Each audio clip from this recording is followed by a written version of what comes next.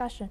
Now we move on to China. China's Commerce Ministry has announced that it has suspended its ban on exports of certain dual-use items to the United States. The suspension affects materials including gallium, germanium, antimony, and super-hard materials, and will remain in effect until November 27, 2026. The ministry has also lifted stricter end-user and end-use checks on dual-use graphite exports to the U.S., which had been implemented alongside the original ban announced in December of 2024. This move follows China's suspension of other export controls on October 9th, including expanded restriction on certain rare earths, elements, and lithium battery materials. The decision comes after a prior agreement between Chinese President Xi Jinping and U.S. President Donald Trump to reduce tariffs and pause certain trade measures for a year, aiming to ease tensions between the world's two largest economies. Now for this discussion, we welcome Andrew K.P. Long. He's a China strategist, joins us live from Hong Kong. Thank you very much, Andrew, for joining us again. Good to see you. Andrew, now looking at this, what strategic objectives might China be pursuing by suspending export restrictions on these items to the U.S., and how does this fit into Xi Jinping's broader foreign policy agenda?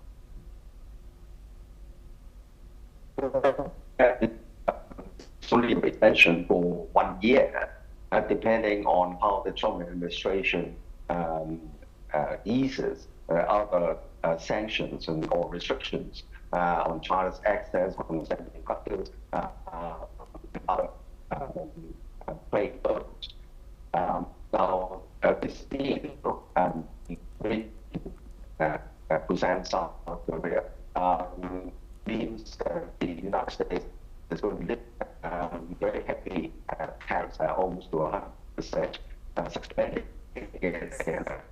Sorry, we might be facing some network issues over here with our guest Andrew K.P. Long. As we stay on this topic now, China's Commerce Ministry has announced that it has suspended its ban on exports of certain dual-use items to the United States. The suspension affects materials including gallium, germanium, antimony, and super-hard materials, and will remain in effect until November 27, 2026.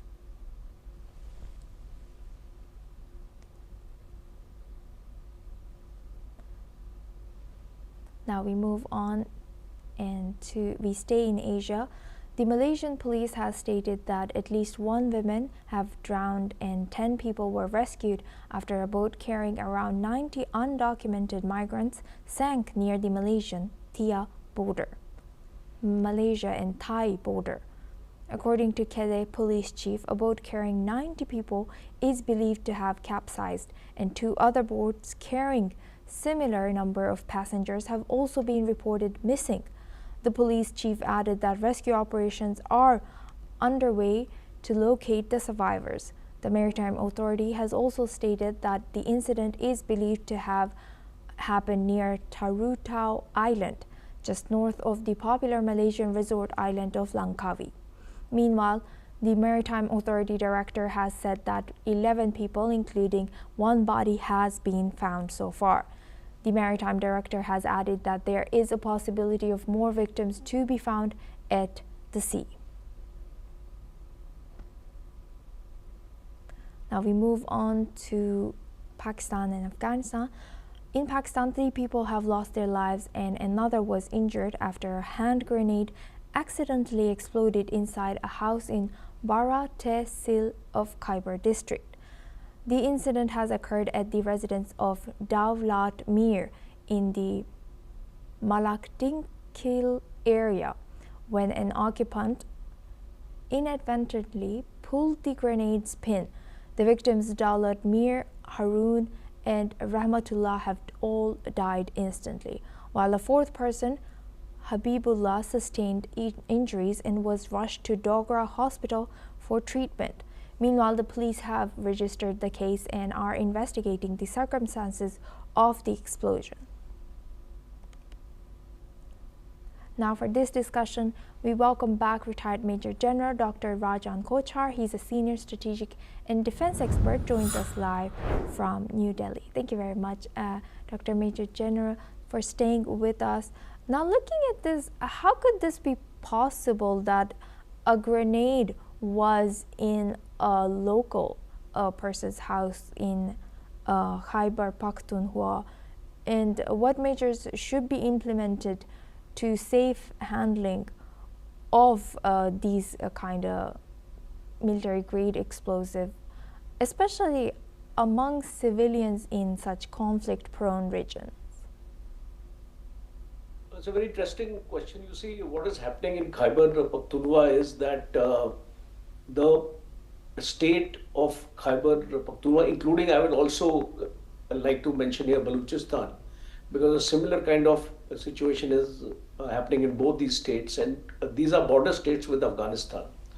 A large number of people are revolting against the government here, including civilians.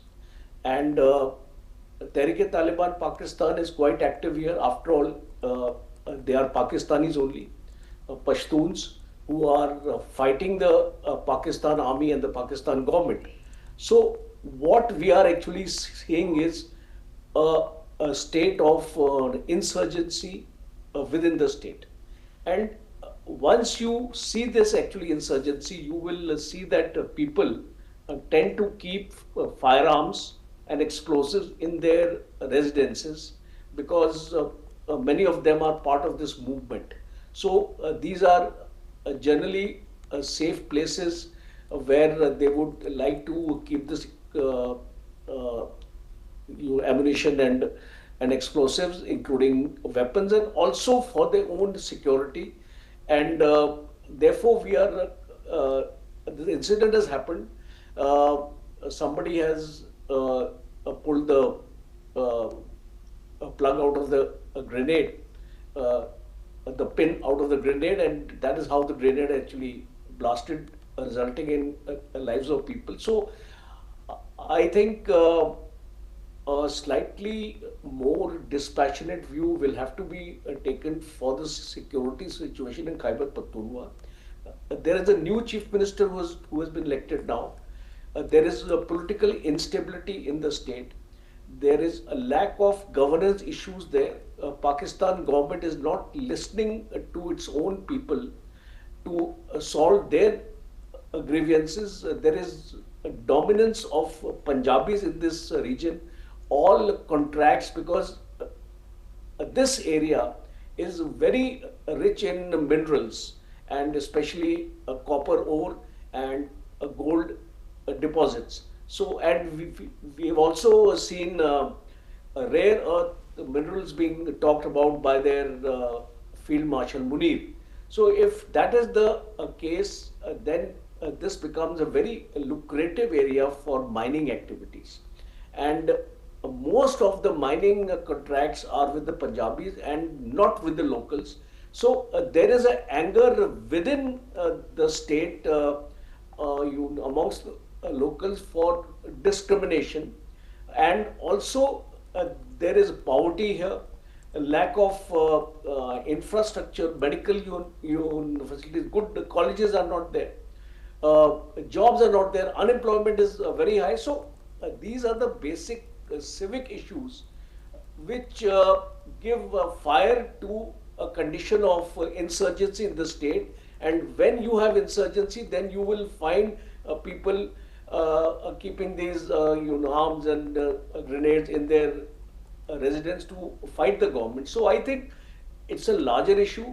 It is not a safety issue any longer, that how do you keep a grenade secure, but it is an issue which the Pakistan government needs to address, and it can only happen through communication, which I feel right now they are propagating a military solution.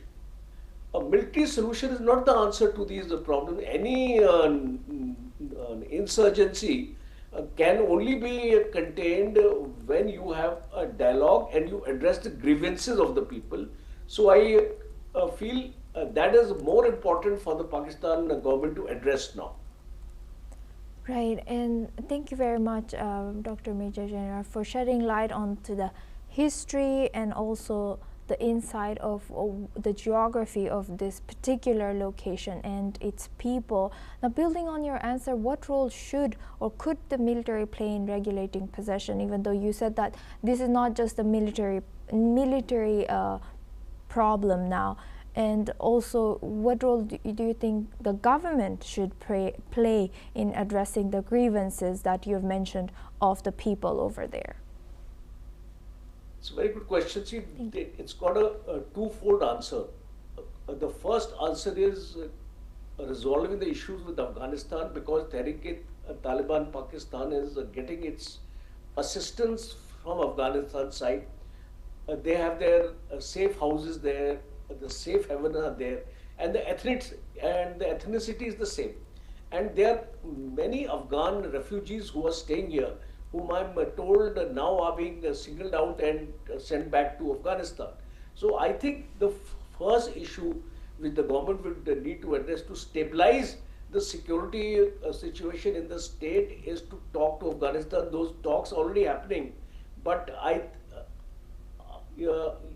think that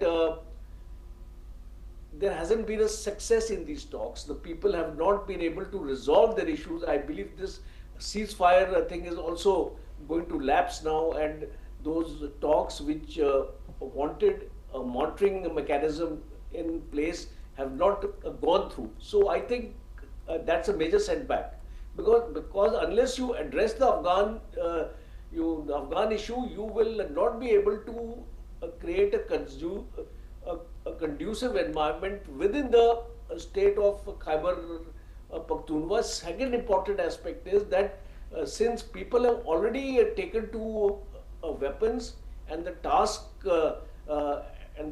of stabilizing through talks is not happening, then the next step for any government is to curb it, and curbing will come through a military strength of the Pakistan army. So they will also now need to disarm these people, and for disarming your own population, you may have to use force at times.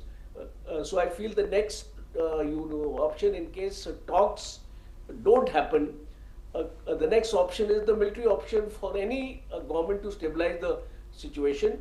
And for a long-term perspective, I think, because after you have been able to stabilize the situation and disarm the people, you should not consider this as your victory, because these are your own people who are fighting against you. So there is no sense of victory in vanquishing them. Subsequently or ultimately, I think you would need to ensure that corruption is not there in the government. The people who have been elected, or who are the leaders in the government, should reach to their electorate, their own population, address the problems, listen to them. You see, the self-interest has to take a back seat, and the national interest has to come forward. Only then I feel that the restoration of the situation can happen. Yes, indeed. Thank you very much for giving this history once again, and geography, and insight into this people of here, over there, and a location. As always, thank you very much, Major General Dr. Rajan Kochhar, for joining us and sharing that insight. That's all we have time for. Keep watching NewsX World for more news updates from around the world.